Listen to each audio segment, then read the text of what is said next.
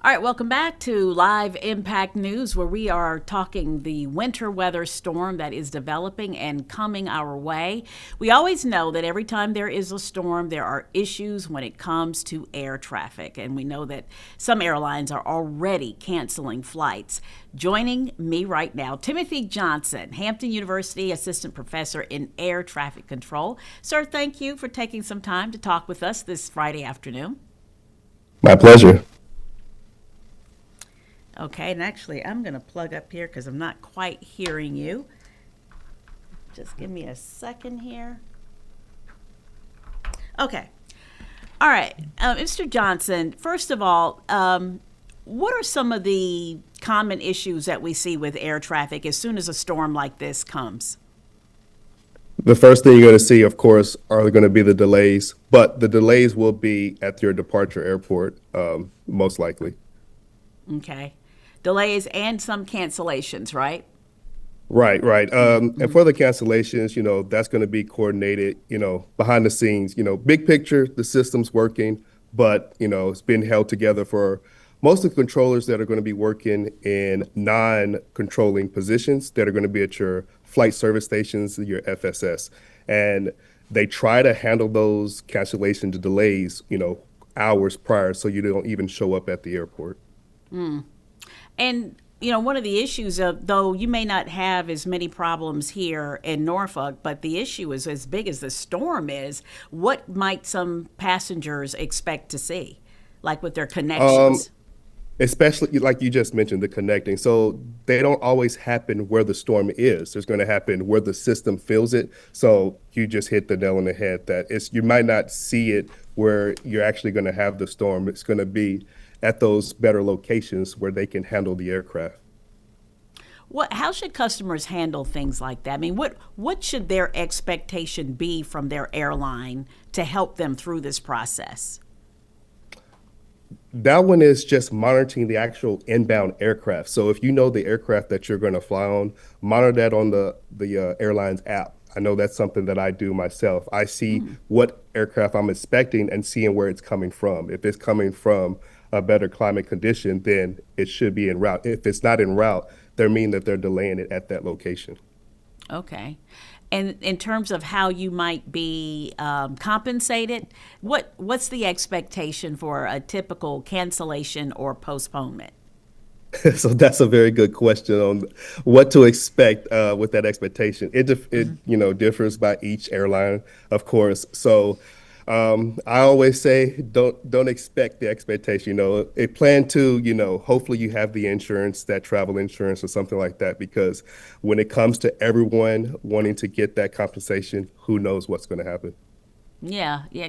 Because sometimes people think, well, if you cancel my flight and I had to spend the night in the airport overnight, I mean, first of all, should you expect them to put you up in a hotel? Not necessarily, right? Correct, because most of the times that expectation comes when it's issued from the airliner. Something happened with the jet itself or the personnel that's handling the aircraft. So if it's an issue from the travel line itself, yes, you can expect that. When Mother Nature is involved, they don't sometimes have to compensate for that. Yeah.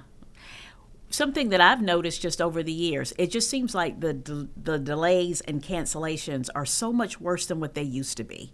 It's like you're here, even in the summertime with the thunderstorms, it seems almost constant. Is this something that has gotten worse? And if so, why? I would say yes and no.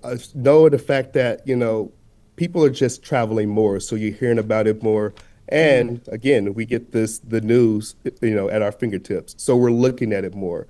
But the sales are still here. The weather just happened. It's just more people are paying attention to travel. That's just my point of view when it comes to it.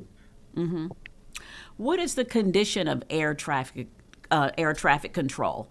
We've heard that there's a lack of employees. We know that we had that big Doge federal job loss early last year. How would you grade the condition of where we are in terms of air traffic control?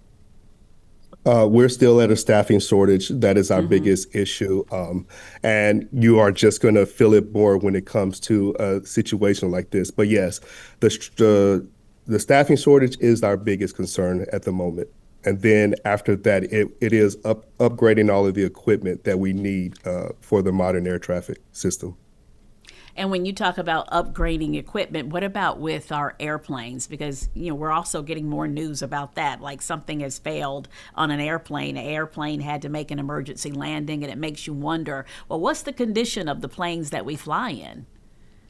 Well, that I'm not too sure of, but Uh I huh. just know, the planes are getting better and better each year. But I don't want to quote up for some airlines aircraft itself, but I do know that precautions are, determined by the captain of the aircraft itself. All right. So if you are expecting to fly this weekend, what should you do before you even leave your home? Monitor not just your local news, but again, keep track of what's happening on the app. I believe the airliners are doing a better job with giving you those delays and those updates before you go, the 3 to 4 hours prior. So not only monitoring the local news, where you're going, monitor that, and then kind of the route that they're going to have to experience. If you have a connecting, where are you going to be connecting? Could you expect a delay there? So just do your homework. If you want to keep those plans, just do the homework yourself to make sure that you can still travel. The pressure on the airline or the airport to get things running smoothly. Snow versus ice. What are some of the problems that an airport can run into when you're dealing with ice, versus like, rain or snow? Again, just those delays because, de-icing the aircraft and Hmm. just having their equipment on standby to facilitate that. So just having to still operate in between the different departures and arrivals. So just that time consumption because they still need to get everything done, but just in the middle of the flights and then trying to keep those delays from happening. So the airport, you know, they're just trying to make sure that they are able to do that pretty much in the middle of all those departures and arrivals. Okay. All right. Well, thank you so much, Timothy Johnson from Hampton University. We appreciate it. Stay safe and warm this weekend. Thank you. Have a good weekend. We have Chris Jones now with the Norfolk International Airport. Hey, Chris, you there?